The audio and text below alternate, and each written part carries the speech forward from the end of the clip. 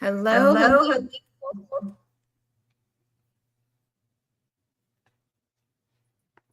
Welcome. Welcome. We We are are doing a doing live a race. grades. Um, Um, you're you're being a being a mom. So so dive I'm on on in in and get and get started. it. Um, Um, so so Shauna, Shauna, my my first first question question for for you you is, is, what inspired you to inspired you get to get started started helping helping moms moms to be to able be to to discover, discover to find to find their their status? status.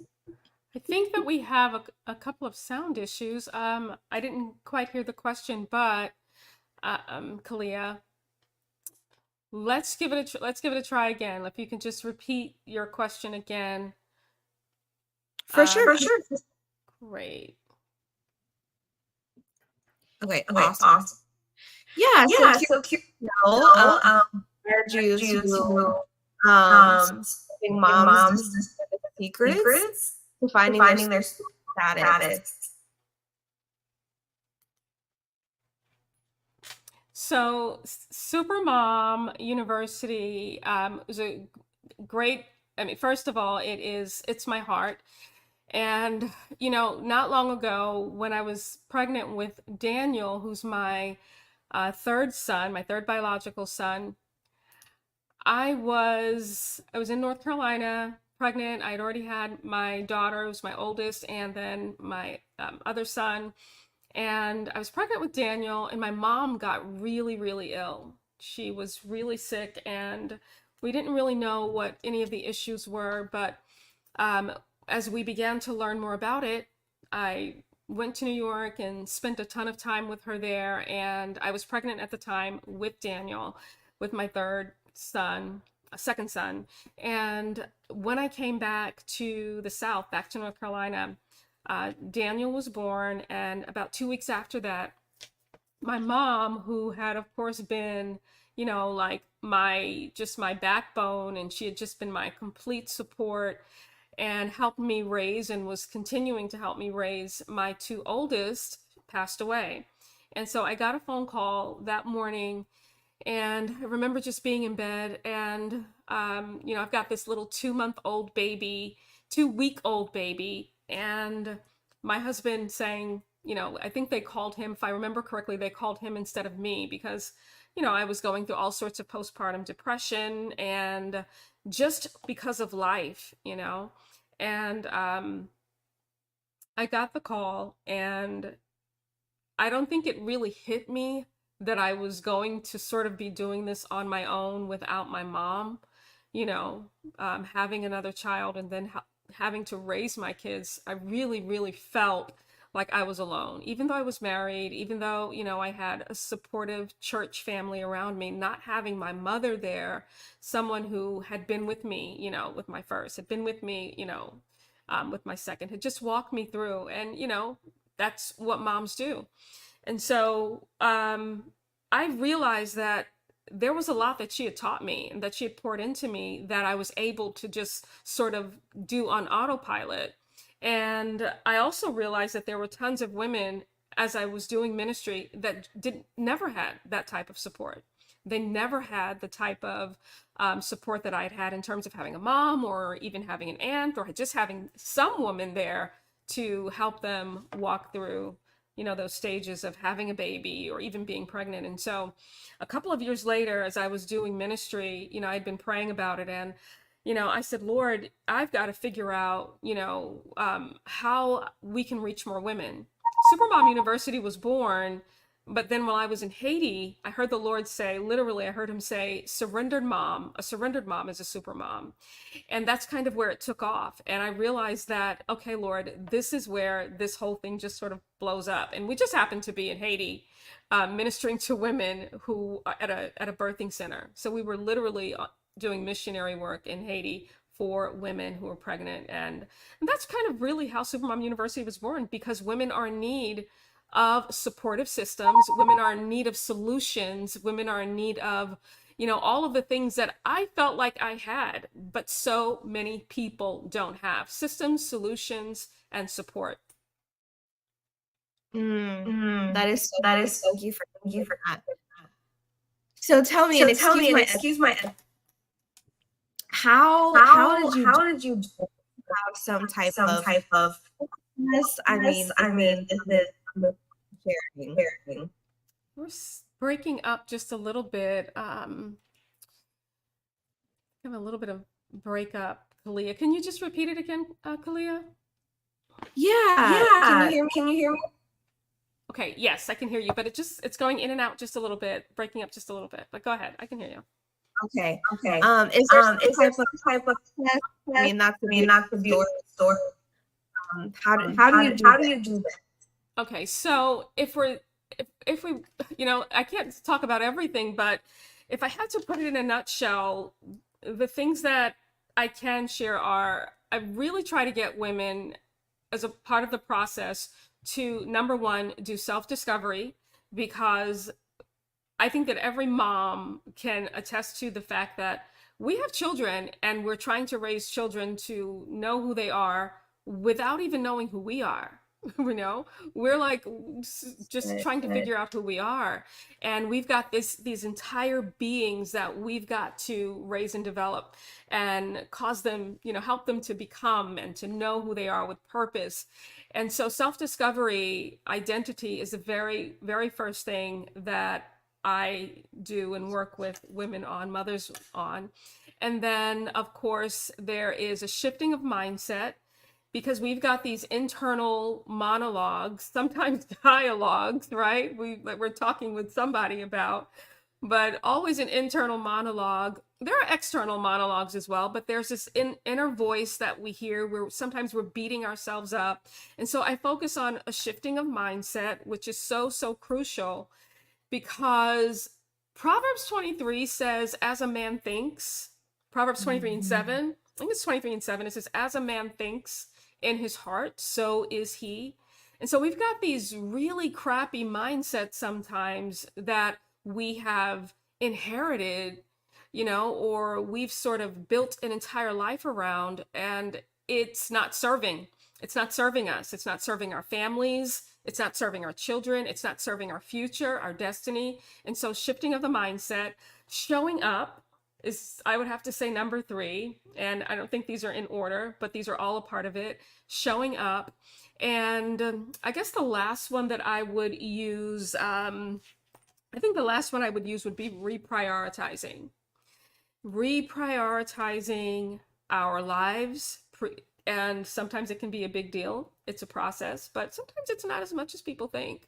Reprioritizing how we think, how we move, reprioritizing what's important. And so those are some of the things, some of the areas of focus that I have women focusing on as soon as we get started. That's so good. good. I'm gonna come back to see if that fixes this problem. Mm-hmm.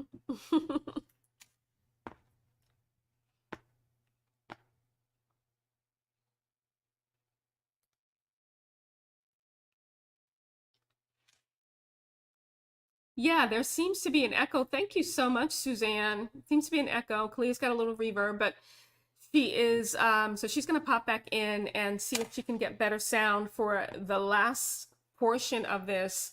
So glad you guys are on. See if we can get better sound from her. She comes back in now.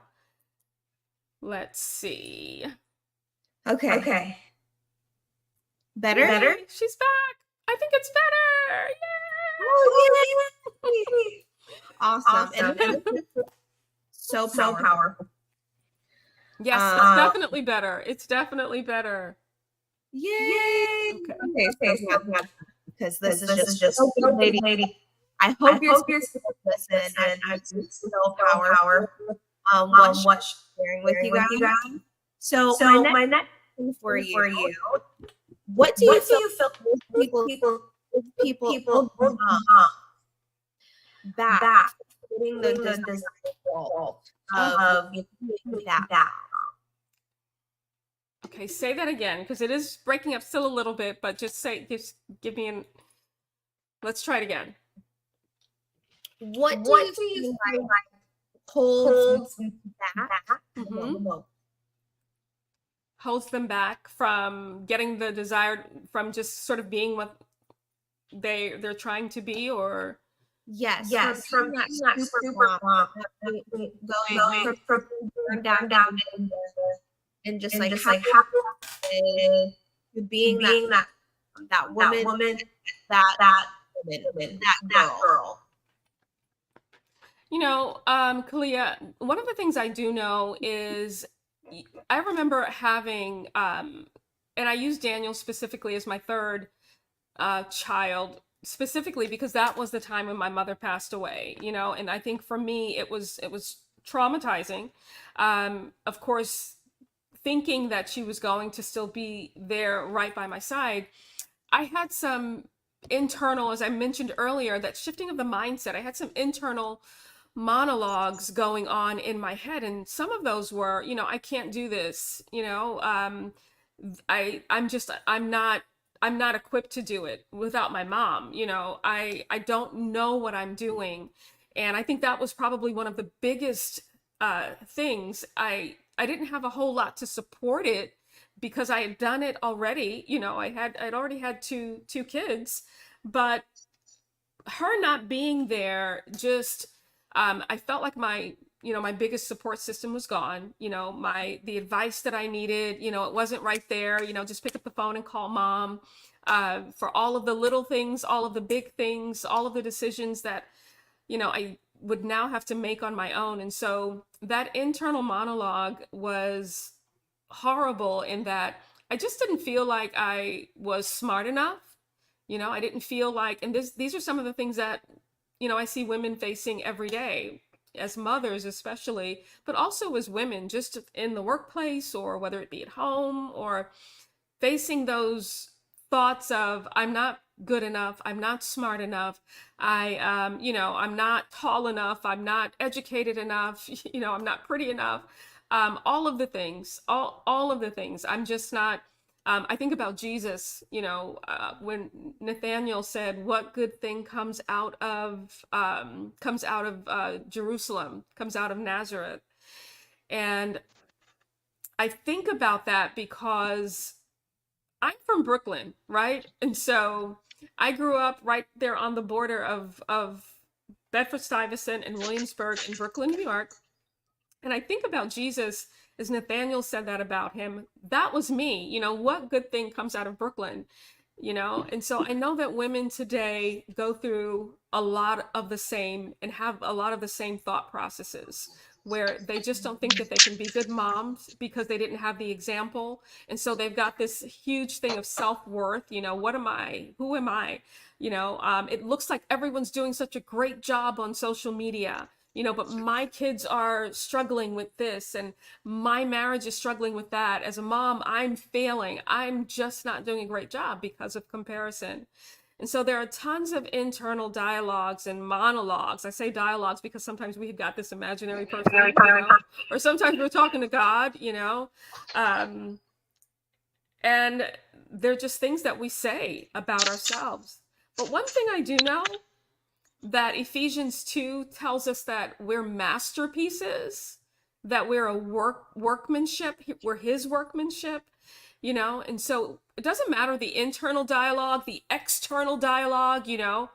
I can think of some of the things that I went through as a young mom. I remember being a young mom, 19 years old, having my daughter, dropping out of school, out of college, and having to come home and having this sense of shame, and just sort of having the internal monologue become a part of my external dialogue, where I was not only thinking it, but I literally felt like people could saw me in a certain way. And so in that thought process, you sort of count yourself out.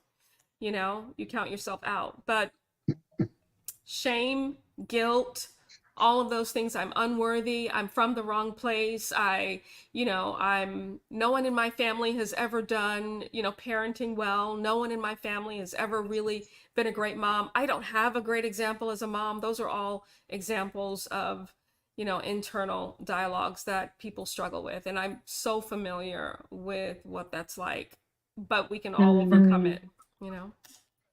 That's so good. That's so good. Thank you for sharing. Hopefully the sound is a little bit better. I have an earpiece now. Oh, it is. Yes, it is. It's a whole lot better. Okay, great. Awesome. So what else do you feel like, lastly, holds moms back? I think that, well, I know, shouldn't say I think, but I do know that we often think that, our age is a factor. Sometimes we think we're too young. Think I was in that position. I think that lots of moms are. Um, our age, money. I don't have the money to be or to do what other moms can do. I'm not educated enough. My education isn't, no one's taught me. And so, or I come from, those are, as I said, the sort of the internal and the external sort of crossover, sometimes. But those are all just things that we can overcome. They really, really are. Sometimes we think because we don't have a support system that we that we can't be successful, or that our children will never have or never be, because our family just doesn't do that, or our family just doesn't come from that, or no one's ever done that, and we're still fighting sort of the demons of our ancestors, that sort of mindset. And those are all valid feelings. They're all valid thought processes. They're all valid, but there's a way to overcome them. There's a way to sort of step out and to begin to say, you know what, it's time for me to sort of be that last person that's going to tolerate this for my children and my generation. And I do want to help women with that. There are just so many great ways to do that, and I've literally discovered a lot of them. That is so good. That is so good. And thank you for your transparency. Like, how many of you are, getting something from this? Go ahead and, put a yes in the chat if this is blessing you and you're just excited that, motherhood can be different. That it can be better for you. So in that, what should listeners do next? So you've given this amazing, incredible, information. It's been so good. It's been so valuable. But how do we get more? How can we go deeper? I think, Khalea, one of the things that I believe is important is, we live in a world today, in a society where lots of people talk about self-care. And I know that there are lots of people who are, and mothers, I'll say specifically, who really feel like they're the last ones to be thought of. You sort of an afterthought sometimes, because everyone goes before you. We put everyone first, except for ourselves, right? We put husband first, we put, of course, God first, and of course, children go first, and you're sort of on the back burner. And so not only are you put on the back burner by others, but you put yourself on the back burner as a mother. Whatever needs to be done for me, don't worry, I'll be okay.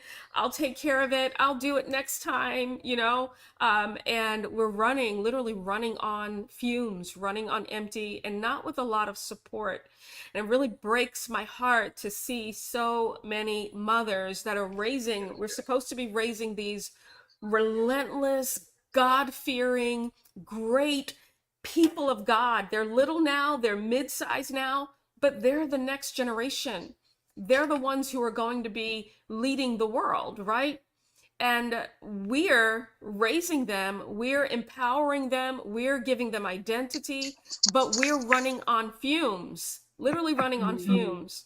And so I really want to empower women and get women to the point, mothers specifically, to the point where not only do we know who we are, but we know that we're raising a generation of warriors that God will be able to not only depend on, but that God will be able to say, this is a remnant for me. And not only are they purposeful, but they're walking in a divine calling for me. And I know that just goes so much deeper into where, I want to take this. But I do want to invite everyone on Saturday to our amazing,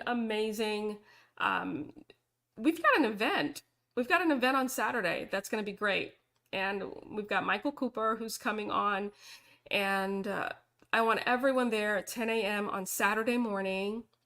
And women are going to leave feeling empowered, leave feeling like they're capable, leave feeling like they've got support, and like they're going to have a better life, better family, that they're going to be better moms than ever before.